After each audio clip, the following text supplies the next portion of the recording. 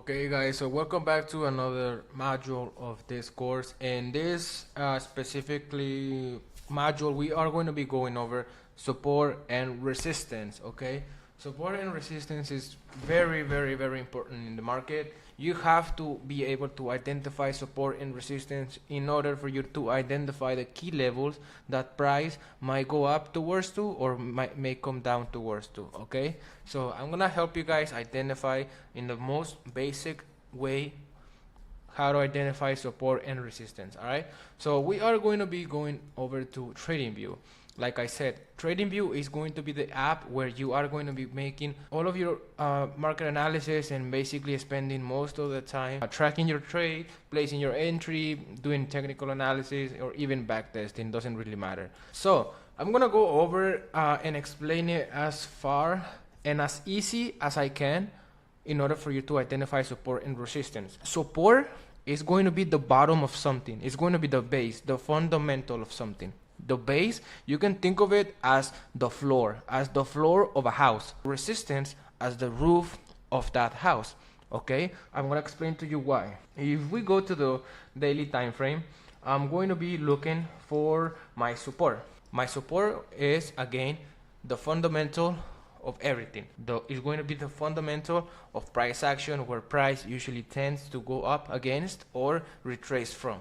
Okay, the most easiest way to identify support is looking for pricing specifically where price tends to react a lot of times off of, or it tends to touch a lot of times. For example, I would identify this as a support because, as you guys can see, price has come to this point level and is actually going up against, meaning that once price reaches this level, it usually tends to go all the way up to the next resistance, which is what I'm going to be looking for right now. This is going to be called as the floor of the house, which is support, and resistance is going to be the roof of that house, which is going to be where the most number of touches happen within that same area. That's resistance. That's how you identify resistance. You are going to be identifying resistance where most of the touches happen within the same range. Because if I were to look at this little wicks right here as resistance, and I were to move my resistance from here all the way back here, that could be considered resistance. But what happens when price gets to this point and instead of going all the way up, it retraces, and it does it one more time right here, and instead of going all the way up, it retraces. Why? Because there is another resistance right there, and I'm going to help you guys identify all of that. Whenever you see a price point where a lot of touches in the market happens, and it usually tends to give a direction either to the opposite side or towards the same side, that price actually touches a lot of times, that's when the resistance is made, or support. Because resistance can always be broken up to and become support. Use it as a support up to the next resistance, which is what I'm going to be explaining in a couple of minutes. Okay, why is it important for us as a trader to identify support and resistance? Because usually when we are at a resistance key level or a support key level, what price tends to do is usually go from support to resistance and bounce back up and on. Okay, so think about it like this. We are right here in this key level, and I'm gonna look for a tool that I can help you identify with, like this point right here. Okay, we are at a support key level because we have a lot of touches in the market, and a lot of touches could only mean that a lot of wicks or a lot of consolidation areas have happened within the same range of that pinpoint or price range.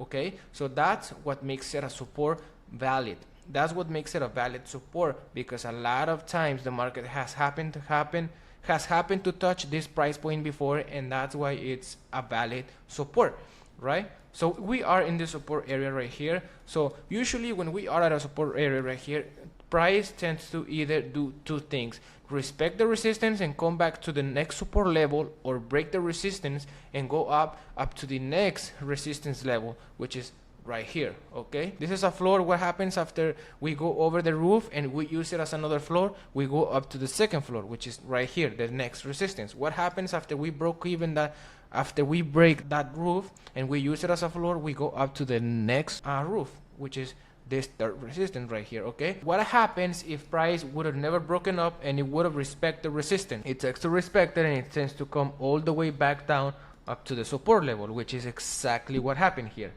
Price was at a support level right here because there were a lot of touches. We have one touch, second touch, three touches, 4, 5, 6, 7, 8. It went up to this next resistance, and this is the perfect example. This is the perfect example.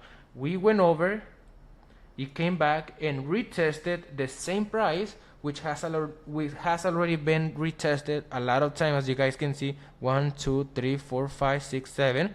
And use it as a support because it broke above, and then what's going to happen after? It's going to go up to the next resistance, which is right here.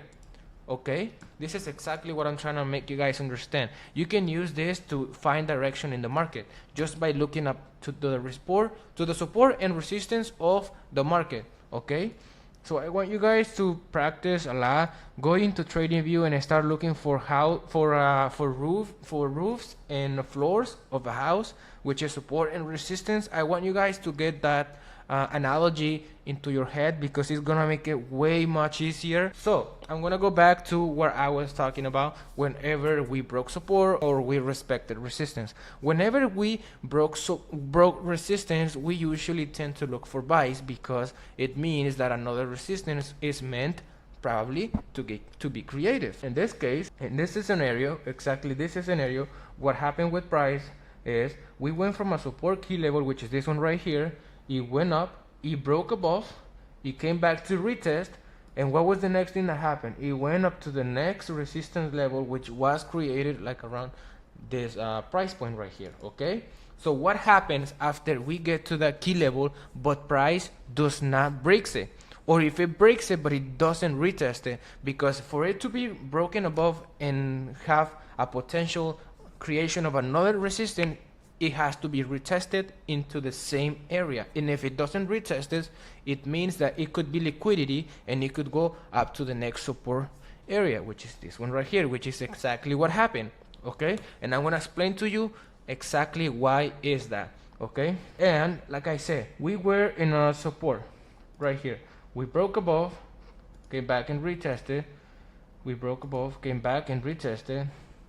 We went all the way up to the next resistance. We touched, we broke above, but we didn't retest it. So we came all the way back down, and we came all the way back up to retest the resistance, and that only meant that price was going to support resistance. So what happens after you throw a ball into the floor and it goes right back on the roof and it comes back down to the floor? That's exactly what happens with price. After it didn't broke above and it respected resistance, it respected the roof of the house, it comes right back to the support line, which is the floor. The only reason why I could have thought otherwise of this this trend in the market is if I would have seen the price do this, retest, and give me another confirmation that the price was going to break, which is a retest. But since it didn't do that, it clearly gave me signs that there was going to be an upcoming sell-off in the market, which is exactly what happened here. And where's another explanation of this? Right here. We see that there was a support and there was a resistance. What happens when we went from a support to a resistance?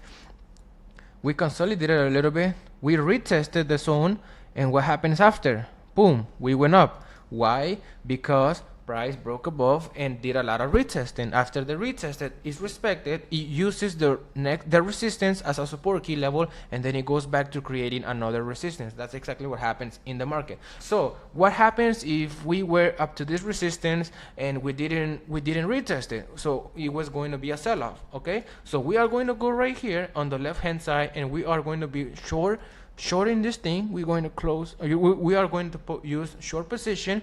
Our stop loss is going to be where the price broke above, like a little bit up, like a little bit above it, and the next target is going to be support. Why? Because if you throw a ball up in the roof and it touches the roof and it doesn't break it, it's gotta come back down, which is exactly what happened here in the market. Okay, so what happens after you threw that ball up to the roof and it went back to the floor? What happens next?